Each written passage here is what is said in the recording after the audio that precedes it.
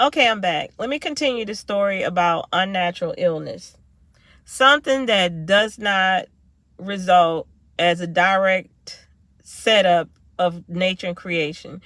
In order for our life experience to have a balance, there has to be a component of that which we say is good and that which we say is bad. I don't label them that. I'm just trying to keep it simple. Okay, so the story continues. My son was repeatedly getting ear infections. And so I was just, getting fed up with it. So I switched. I lived in a low income housing area, and that was part of the program and the problem. So I didn't have a car at the time. I was a full-time student, a single parent. I didn't have a car. I would have to catch public transit, 2 hours one way, 2 hours back. That's 4 hours a day on public transit to get to the university to, get my degree. And so I was exasperated. And there was a pediatrician that would provide transportation and come to your neighborhood. And a couple of people in my neighborhood had utilized it. I was desperate, so I said, let me try it. Went to the pediatrician.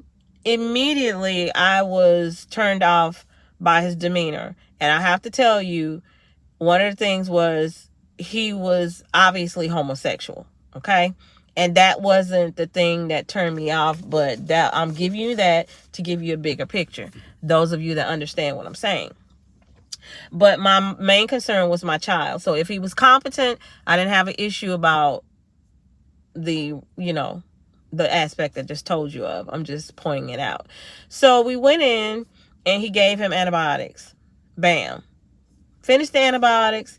Seems as if the ear infection was gone. Ear infection came back.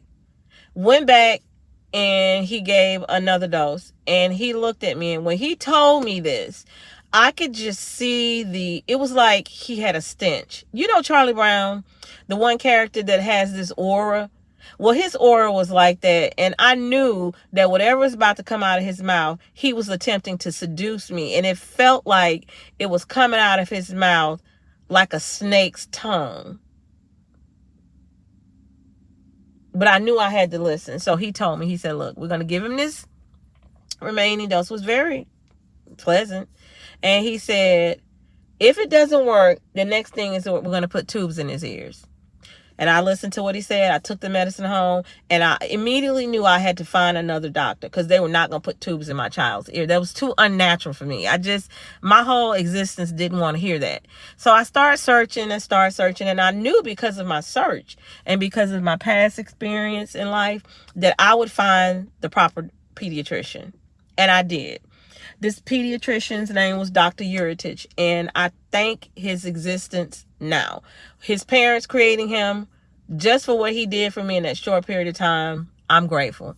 So I switched pediatricians, and I remember when I went in the first time and he asked me a lot of questions, and he told me, he said, because of how you are, and the way that you articulate, and because I know you are intelligent enough to understand what I'm going to say to you, he said, I'm going to give you this.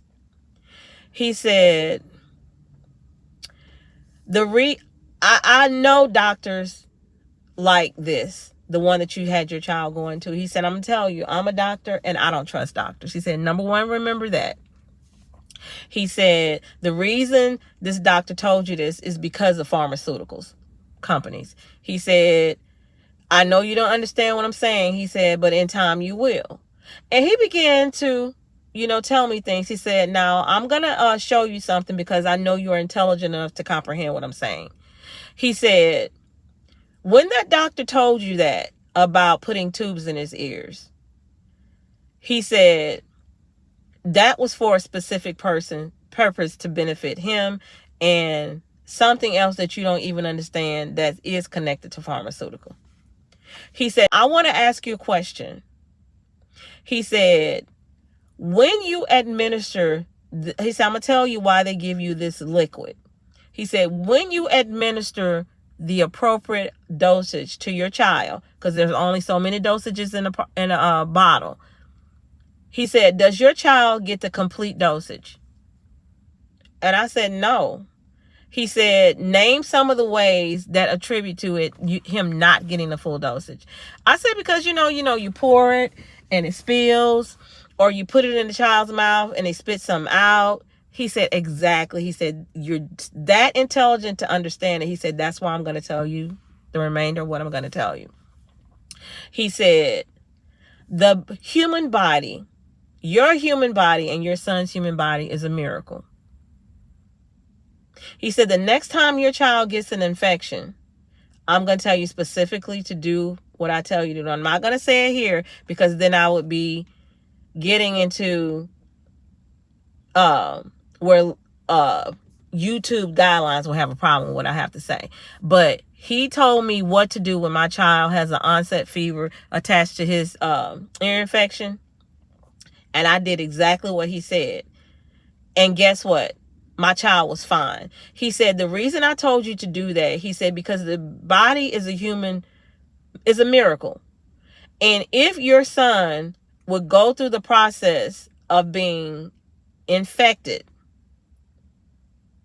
and you do exactly what I tell you to do without medication, then your son, because of his health and his condition, the human body is going to give him the ability to overcome it. And then he's going to have certain immunities as a result. And he probably won't get another ear infection if you follow what I give you.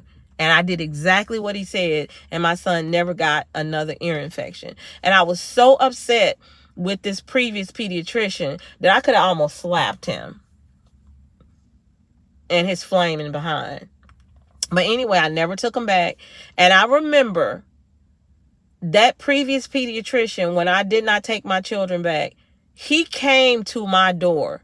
And this was in the 1990s, early 1990s.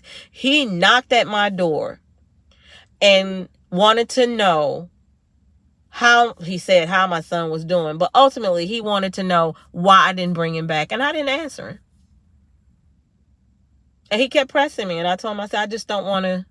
I have a new physician that I'm satisfied with. And my son had another ear infection. He hadn't had one since then. And he's fine. He doesn't need tubes.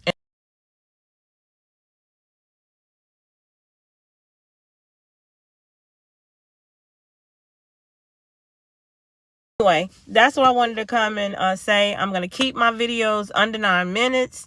I'm not even at 8 yet. There are natural illnesses and unnatural illnesses, people. That's all I'm going to say for now. I'll be back.